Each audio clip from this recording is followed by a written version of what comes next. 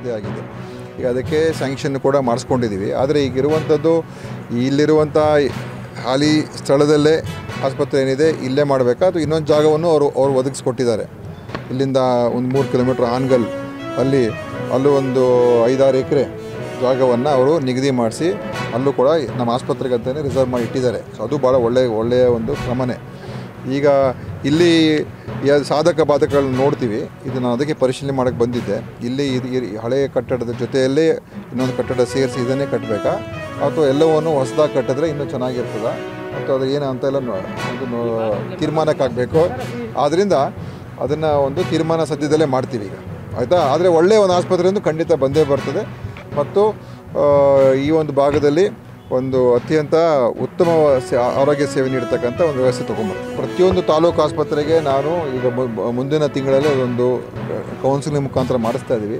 ಪ್ರತಿಯೊಂದು ತಾಲೂಕು ಆಸ್ಪತ್ರೆಯಲ್ಲಿ ಖಂಡಿತವಾಗಿಯೂ ಏನು ತ್ರಿವಳಿ ತಜ್ಞರು ಅಂದರೆ ನಮ್ಮ ಸ್ತ್ರೀರೋಗ ತಜ್ಞರು, ಮಕ್ಕಳ ತಜ್ಞರು ಮತ್ತು ಅರವಳಿಕೆ ತಜ್ಞರು ಕಡ್ಡಾಯವಾಗಿ ಇಬ್ಬರಿಬ್ಬರು ಇರಬೇಕು ಅಂತ ಮಾಡ್ತಾಯಿದ್ದೀನಿ.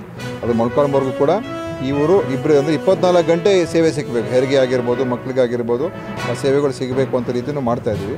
ಮತ್ತು ಬೇರೆ ಇನ್ನೇನೇನು ಅವ್ರಿಗೆ ಅಗತ್ಯ ಇರುವಂಥದ್ದು ಕೂಡ ಈ ಎಸ್ಟಿಮೇಟಲ್ಲೆಲ್ಲ ಸೇರಿಸ್ಕೊಳ್ತಾರೆ. ಎಕ್ವಿಪ್ಮೆಂಟ್ ಏನಾದರೂ ಬೇಕಾಗಿದೆಯಾ, ಬೇರೆ ಇನ್ನೇನು ಸೇರಿಸ್ಬೇಕು, ಕ್ವಾರ್ಟರ್ಸ್ಗಳು ಬೇಕು. ಯಾಕಂದರೆ ಕ್ವಾರ್ಟರ್ಸ್ಗಳು ಕೂಡ ಅದನ್ನು ಚೆನ್ನಾಗಿದ್ದರೆ ಇನ್ನು ಹೆಚ್ಚು ಬಂದು ಸಿಬ್ಬಂದಿಯರು ಕೂಡ ಉಳಿತಾರೆ. ಸೊ ಅದನ್ನೆಲ್ಲವನ್ನು ಕೂಡ ನಾವು ಎಸ್ಟಿಮೇಟಲ್ ಸೇರಿಸ್ಕೊಳ್ತಾ ಇದ್ದೀವಿ.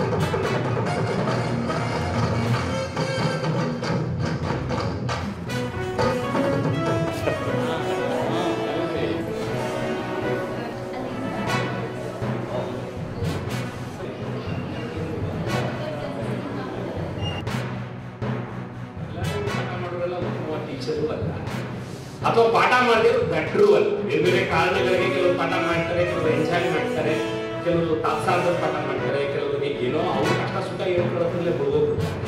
ಟೀಚರ್ ಅಂದ್ರೆ ಕ್ಲಾಸ್ ರೂಮ್ ಹೋದ್ಮೇಲೆ ನಾವೇನೇ ನಿಮ್ಮನ್ನ ವಿದ್ಯಾರ್ಥಿ ದೇವರು ಅಂತೀವೋ, ನೀವು ಅಧ್ಯಾಪಕ ದೇವರನ್ನು ಕರೆಯಿರ್ಬೇಕು.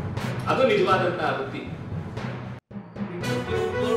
ರಾಜಕಾರಣದಿಂದ ಹಿಡಿದು ವಿದ್ಯಾರ್ಥಿಗಳಿಂದ ಹಿಡಿದು KS IAS ಆಗ್ತದಿಂದ ಹಿಡಿದು ಎಲ್ಲ ಈಗ ಕುವೆಂಪು ಇನ್ನೊಂದು ಮೂಲೆಯಲ್ಲಿ ಕೂತ್ಕೊಂಡು ಇರ್ತಕ್ಕಂಥ ಒಬ್ಬ ವ್ಯಕ್ತಿ ಇಡೀ ಪ್ರಪಂಚದಲ್ಲಿ ರಾಷ್ಟ್ರಕವಿ ಅನ್ಸ್ಕೊಂಡು. ಹಾಗಾಗಿ ಯಾರ್ಯಾರು ಎಲ್ಲೆಲ್ಲಿ ಬೆಳಿಬೇಕು, ಅದು ನಮ್ಮ ದೇಶದ ಮಣ್ಣು ಅಂತಕ್ಕಂಥದ್ದನ್ನು ನಾನು ಹೇಳಕ್ಕೆ ಇಷ್ಟಪಡ್ತೀನಿ.